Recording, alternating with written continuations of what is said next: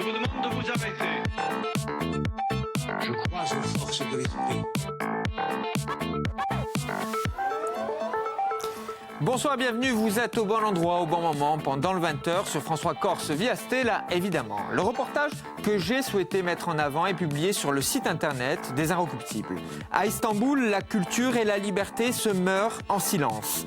Le reportage est une plongée au cœur de la plus grande ville de Turquie, dans un pays où l'état d'urgence est devenu le quotidien des citoyens. Comédien blacklisté, journaliste incarcéré, l'ancienne capitale de l'émancipation culturelle et intellectuelle du pays sombre dans l'obscurantisme, loin, très loin même du regard de la communauté internationale. Un reportage indispensable à découvrir sur le site des Inrock. Le titre de votre 20h. Modernisation de la vie politique, nous passons en revue les pistes et formulons des propositions, c'est le sujet de votre 20h. Chaque mois, notre partenaire, le magazine Parole de Corse, nous propose de décrypter l'entourage d'un élu insulaire avec Caroline Ettori. Je vous l'ai dit, en partenariat avec le magazine Parole de Corse, nous vous proposons un focus sur l'entourage d'un élu. Ce soir, la planète Michel Stefani par Caroline Ettori.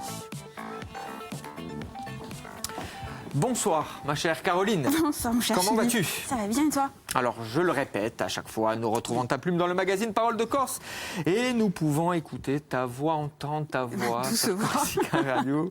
Alors, avant tout, un petit portrait de Michel Stefani, aujourd'hui conseiller à l'Assemblée de Corse. Son investissement politique.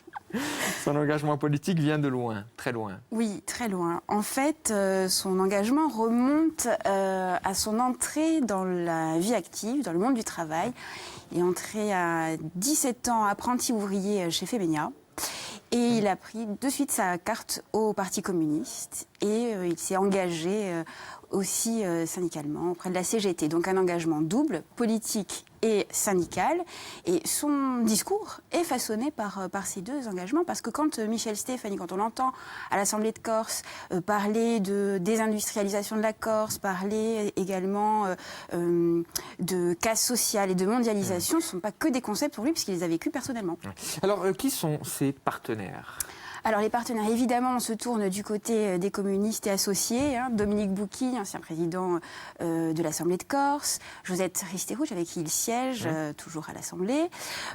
On retrouve également Étienne Bastelica, conseiller municipal d'opposition à Ajaccio, Francis Réolache, l'homologue Bastiais, et puis on a aussi Léo Miguel, donc grand résistant, grande figure voilà, de la Corse et du Parti communiste, avec qui il échange régulièrement sur la situation politique, mais pas que. Il a beaucoup d'admiration pour cet homme de culture avec un C majuscule et un S à la fin. Voilà. Vraiment. Alors là aussi, le militantisme est au cœur de son réseau, avec une dimension, vous l'avez un petit peu dit, tu l'as un petit peu dit, très associative. Oui, alors le syndicalisme, la politique, l'associatif, ce sont des fondamentaux pour Michel Stefani et c'est surtout des notions indissociables. Voilà. Donc, on retrouve les hommes forts du réseau au sein des syndicats, donc les grands secteurs d'activité ou les grandes entreprises, et évidemment sur le secteur associatif, notamment Secours Populaire, avec des actions voilà, très concrètes et de terrain, notamment à Bastia. Les rivaux, c'est assez classique oui. pour un élu communiste. Oui. On retrouve Camille de Roccaser qui incarne le capitalisme décomplexé, selon Michel Stefani. L'horreur. C'est ça. Et le système, et là je le cite, qui a régné pendant 24 ans sur la Corse. Et puis évidemment Gilles Siméone, le président du conseil exécutif. Voilà, les trois élus, de toute façon, du groupe PC Front de Gauche, se positionnent clairement dans l'opposition. Les autres groupes peuvent parfois adhérer ou au mieux s'abstenir. Eux, c'est contre, c'est cohérent et voilà. Et dis-moi, Maria Gudicil, dans tout ça ? Alors, on a posé la question, il a dit qu'il fallait trouver peut-être une rubrique intermédiaire entre le partenaire et les rivaux. Alors, il ne la considère pas du tout comme une rivale et il a un regard assez pragmatique sur les parcours politiques. Il dit voilà, que les partenaires d'hier ne sont peut-être pas ceux d'aujourd'hui ni de demain. Voilà. Pour lui, en tout cas, l'idéal n'a pas dévié et puis le parti n'est qu'un outil. Voilà, l'essentiel, c'est l'idéal. Vous savez que pour un communiste, chaque mot compte et très fortement pesé. Hein. Tout à fait. Alors c'est une page à découvrir dans le magazine Parole de Corse de ce mois-ci. Merci beaucoup ma chère amie. On va te retrouver très vite dans cette émission. J'espère. Évidemment, oui. Tu me veux bien encore? Et comment Alors, à chaque élection présidentielle, les candidats évoquent le désir de moderniser la vie politique, institutions, cumul des mandats, vote blanc. Quelles sont les pistes de réflexion et d'action, évidemment? C'est le sujet de Vote 20h.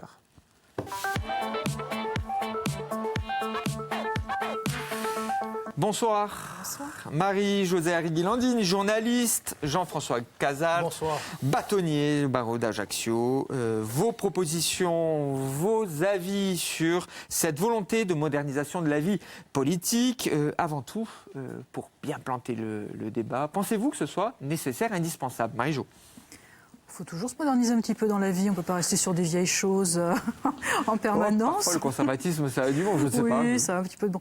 Non, il faut toujours faire un petit peu avancer, mais c'est vrai qu'en politique, je trouve que l'expérience, justement, peut faire avancer aussi. Et quand on voit à quel moment quelque chose coince, à quel moment voilà, l'institution a eu des failles, on peut effectivement faire évoluer. Donc évoluer, moderniser, c'est un peu le même sens. Êtes-vous pour la modernisation? Si on répond non, on paraît forcément rétrograde, c'est pas terrible. Hein. Donc oui, évidemment, pour des choses qui dysfonctionnent, il faut proposer des solutions, des pistes et effectuer cette modernisation indispensable, surtout aux yeux de nos concitoyens. Alors, vous allez comprendre pourquoi je vous ai demandé si vous étiez pour cette modernisation. Parce que beaucoup de candidats évoquent la 6e République, au moins deux d'ailleurs, Benoît Hamon et Jean-Luc Mélenchon. Alors, juste pour donner quelques clés, pour donner des perspectives et bien encadrer ce débat, la 5e République, voulue par le général de Gaulle, structure véritablement la vie politique nationale. La 5e République a 58 ans. Et on nous parle d'une 6e République déjà. Alors par comparaison, il faut toujours comparer la Constitution américaine, date de 1789. C'est pour ça, parfois, le conservatisme a peut-être un peu de bon. Alors, faut-il une 6e République? Nous, c'est vrai que dans la même période, on a tout fait. Hein, des empires, Non, la première, la deuxième, la troisième. Non, mais plus sérieusement, l'incertitude, quand on parle d'institutions, ça n'a pas que du bon. Hein. Alors, est-ce qu'il faut une 6e République? Laquelle déjà? Oui, c'est vrai. Laquelle? Elle est différente, celle de Benoît Hamon et de... Voilà. Vous avez raison. Il n'y a pas que Hamon et Mélenchon, il y a C'est aussi vrai. Jadot, il y a aussi Jadot. Montebourg, etc., etc. Beaucoup de personnes qui proposent de D'ailleurs, au réformer. sein du même parti, ils ne sont pas d'accord, hein, Voilà. le Montebourg et Hamon. Donc, Ce qui est assez savoureux. il est important de connaître le contenu des réformes et le contenu de leur 6e République rêvée. Donc, moi, je pense qu'il ne faut quand même pas jeter le bébé avec l'eau du bain.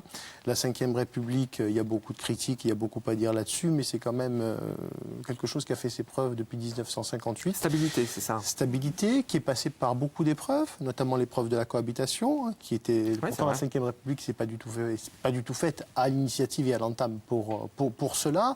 Donc il faut quand même, je pense, préserver l'architecture. Ensuite, qu'il y ait des réformes à mener à l'intérieur de cette 5e République, oui, bien évidemment. Alors, je suis favorable.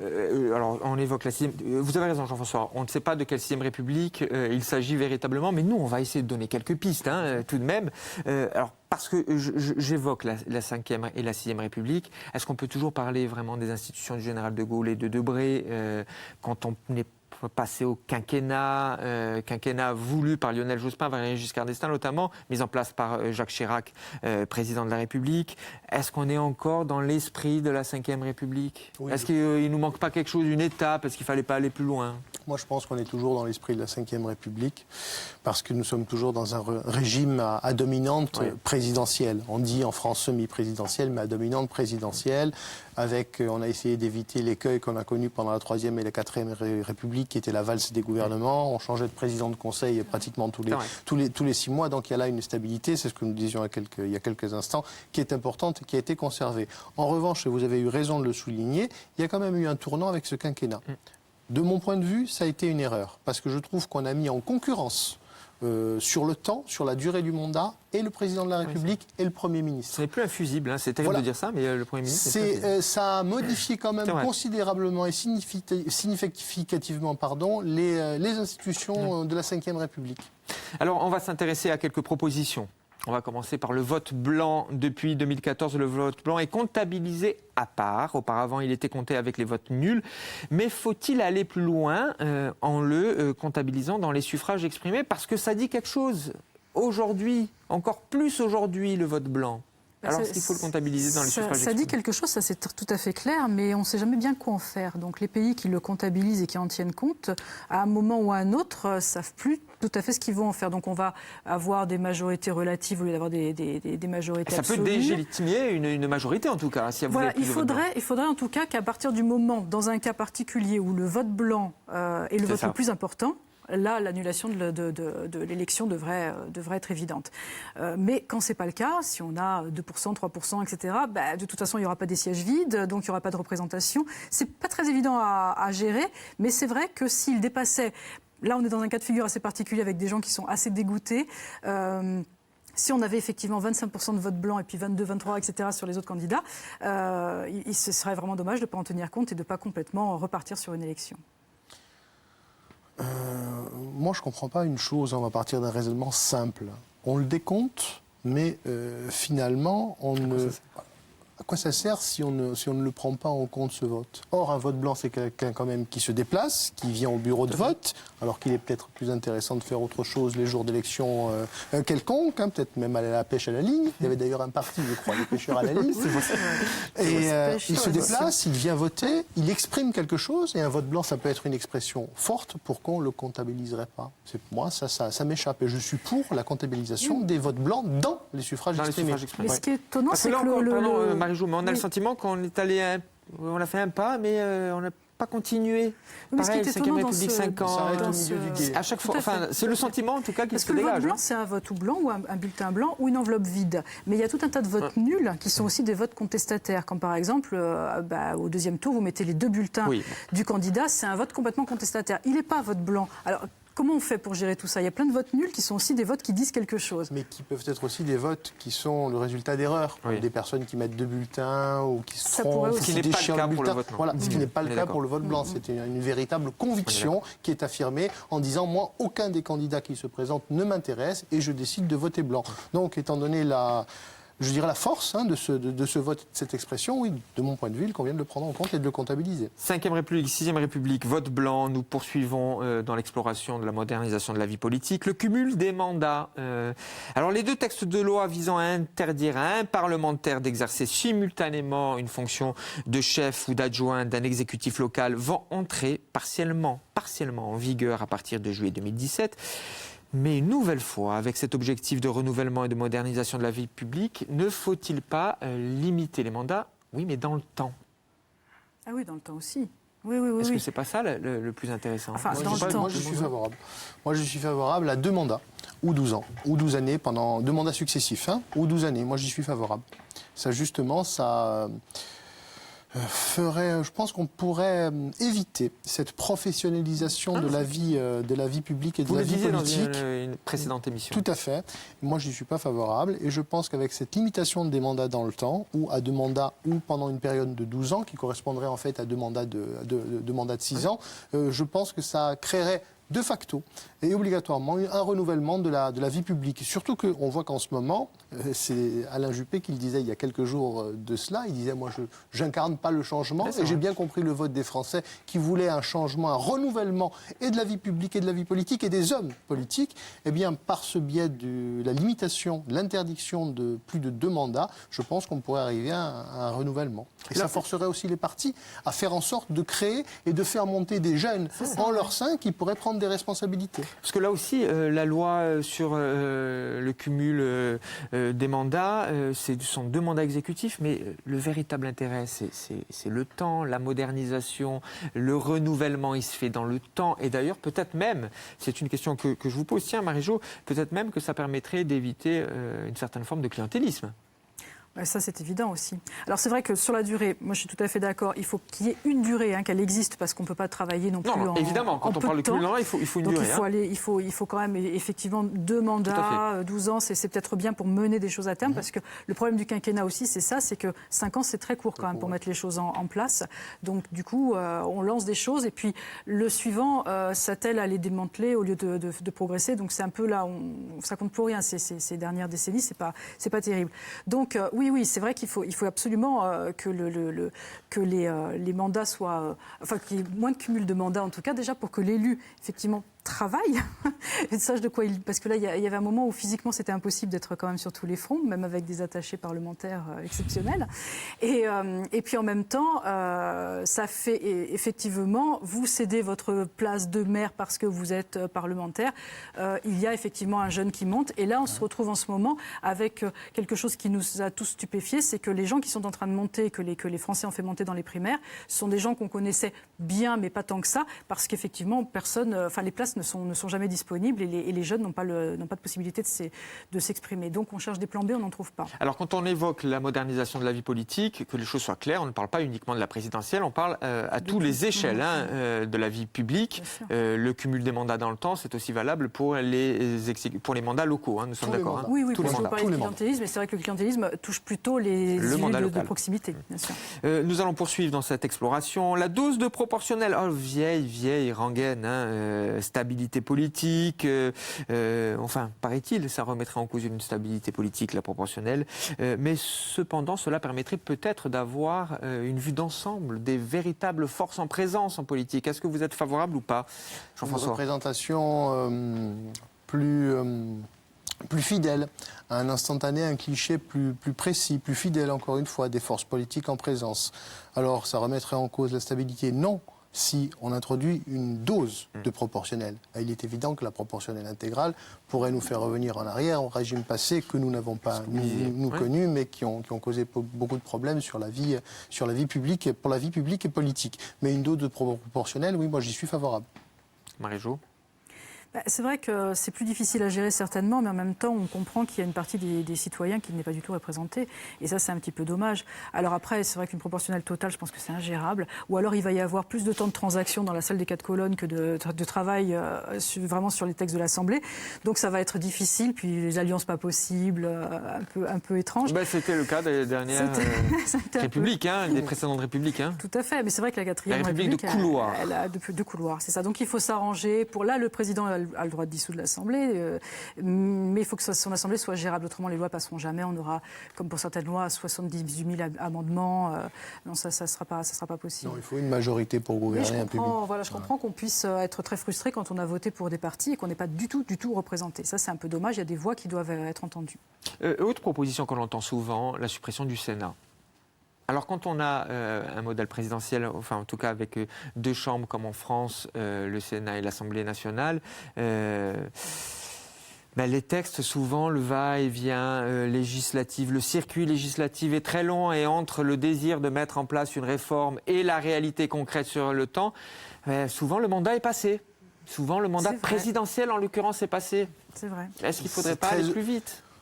D'où le 49.3, etc. Pour les électeurs, c'est quand même le Sénat une institution très obscure. Et puis cette histoire que pour le lecteur pour les lecteurs, non, mais pour cette histoire de navette parlementaire, c'est vrai que c'est très curieux. Et on se demande à quoi renvoie comme réalité l'institution du Sénat. Bon, après, il faut faire très attention. Sur le plan de la politique politicienne, on a vu que le général de Gaulle s'y était cassé les dents puisqu'il avait proposé cette réforme en 1969. Et c'est comme ça qu'il a démissionné puisqu'il n'a pas été suivi au plan référendaire par le peuple. Mais c'est vrai que ça peut apparaître comme une institution un peu désuète, un peu obsolète, et on se demande bien à quoi elle peut servir. Dans son aura de sage, donc d'expérience, voilà, sont les sages, il y a une expérience. Oui, surtout que d'expérience, il y a aussi pas mal de sénateurs très jeunes. C'est une nouveauté de ces dernières C'est quand même pas la majorité. Très jeunes. C'est quand même pas la majorité. Il y en a quelques-uns. Le très jeune c'est même, si on va s'amuser à regarder, c'est même amusant. Des sénateurs qui passent après députés, etc. Ouais. Mais bon. Je crois que M. Mélenchon était le plus jeune sénateur de France, d'ailleurs. Exactement. Alors là, c'est un sujet qui va passionner Jean-François Cazalte. La Cour de justice de la République, qui a été créée par la révision constitutionnelle du 27 juillet 1993, sous la présidence de François Mitterrand. Alors, je vais faire un petit cours de sciences politiques, ou en tout cas, pour vous donner plus d'informations sur cette Cour, qui peut juger tous les membres du gouvernement, Premier ministre compris, mais elle n'est pas compétente pour les crimes et délits commis dans l'exercice de leurs fonctions. Alors, cette Cour compte 12 parlementaires élus en leur sein et en nombre égal par l'Assemblée nationale et le Sénat. Faut-il la réformer quand on a en mémoire les affaires Christine Lagarde, qui a été reconnue coupable de négligence dans l'affaire de l'arbitrage Tapie-Adidas, mais dispensée de peine, et vous avez entendu tous l'émoi dans l'opinion publique. Alors, est-ce qu'il faut la réformer, cette Cour de justice de la République ? Par principe, par conviction, je suis contre toutes les juridictions d'exception, et cette juridiction ne fait pas exception sur cette ligne que j'ai dégagée depuis quelques années maintenant. Et surtout que ce genre de juridiction, c'est quand même mal perçu dans l'opinion publique. On dirait qu'il y a des juridictions qui sont réservées aux notables, aux gens, comme on pourrait dire chez nous, et des juridictions qui sont faites pour le vulgum pecus, pour juger le petit peuple. Donc c'est déjà choquant. Ensuite, la distinction assez subtile des crimes et délits pour lesquels ces gens-là peuvent être passibles de la Cour de justice de la République, c'est-à-dire pour la conduite de la politique de la nation, et d'autres crimes et délits pour lesquels ils seraient passibles des juridictions de droit commun. Là aussi, c'est assez difficilement lisible et compréhensible. Donc, moi, je suis pour non seulement la réforme, mais pour la suppression de la Cour de justice de la République. Et c'est d'ailleurs, si ma mémoire est bonne, une proposition qu'avait fait le candidat François Hollande en 2012. Proposition et promesse qui, comme d'autres d'ailleurs, n'ont pas été tenues. On t'a oublié, c'est ça? Non, mais est-ce que, pour revenir à cette Cour de justice de la République, vous comprenez que dans l'opinion publique, en tout cas sur ces questions-là, je prends l'exemple de l'affaire Lagarde qui a fait grand bruit, ça participe aussi de la défiance envers les élites, envers la classe politique. Mais Philippe, vous êtes jugé par vos pairs. Vous connaissez la composition de la Cour de justice de la République? Vous avez 3 magistrats professionnels de la Cour de cassation et 12 parlementaires. Comment ne pas... voulez-vous que les lecteurs, que le citoyen ne pense pas que vous êtes jugé par des gens qui sont vos proches, qui sont vos amis, avec lesquels vous êtes en relation toute la journée à l'Assemblée nationale? Forcément, il y a une suspicion. Et d'ailleurs, si un parti saisit cette Cour, il se retrouve, puisqu'il y a aussi des parlementaires de ce parti-là, il se retrouve jugé parti, ce qui est quand même assez ambigu aussi comme situation. Puis il y avait une affaire aussi qui avait fait scandale. En 1999, c'était l'affaire du sang contaminé qui avait aussi été jugée par cette Cour, où donc on avait eu des relax et on avait eu exactement la même responsabilité pour négligence avec absolument aucune sanction pour Edmond Hervé à l'époque. Et ils avaient proposé d'inventer une nouvelle sanction qui était le blâme public. Voilà, donc on pouvait être les gens au pilori encore, éventuellement ça n'a pas existé. Mais vous comprenez bien que les gens qui ont été victimes du sang contaminé ne peuvent pas accepter ça. Et puis ça participe de cette expression, alors pour le coup très populiste, coupable, mais pas condamnable. Responsable mais pas coupable. C'était l'expression qui avait été employée à l'époque.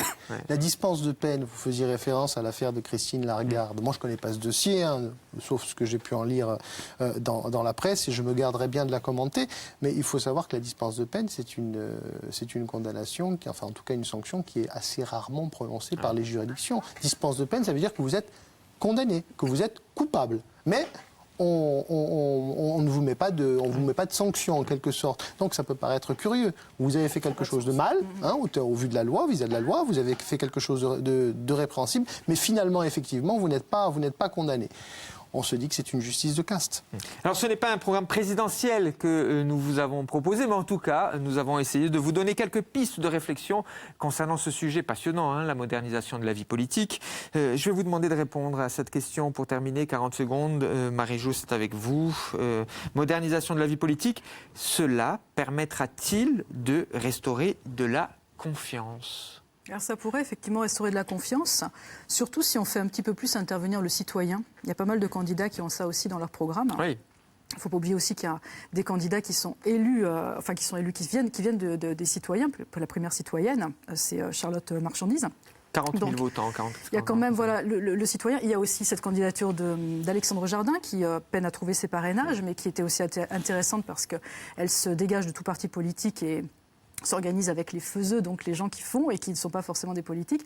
Donc je pense que si le citoyen pouvait rentrer un petit peu plus dans la politique, ça pourrait être quelque chose qui est quand même assez intéressant. Et ça existe déjà dans pas mal de pays. En Italie, il y a des référendums qui sont faits par les citoyens. Ça peut être intéressant. Des projets de loi proposés aussi par le citoyen.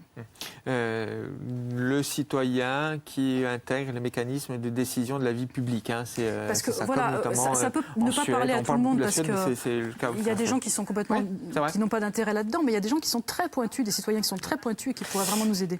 Jean-François, modernisation de la vie politique, cela permettra-t-il de restaurer de la confiance ? Oui. Si les réformes qui sont entreprises et engagées sont des réformes qui vont dans le bon sens, qui permettent de faire comprendre aux citoyens qu'on s'occupe d'eux, qu'on fait des actions, qu'on mène des missions qui sont proches d'eux. En fait, il faut essayer de redonner de la confiance, de restaurer le lien qui n'existe plus aujourd'hui entre l'électeur et son représentant politique. Donc toutes les entreprises qui peuvent aller dans ce sens seront saluées, en tout cas de mon point de vue. Modernisation de la vie politique. Nous aurions pu également parler du 49.3 citoyen. C'est une des propositions de l'un des candidats, Benoît Hamon. C'est pas le seul qui propose le 49.3 citoyen. Peut-être que nous aurons l'occasion d'en faire une émission. Merci beaucoup à vous deux pour ce débat. Merci à vous de nous avoir suivis. À très vite sur France 3 Corse via Stella, évidemment.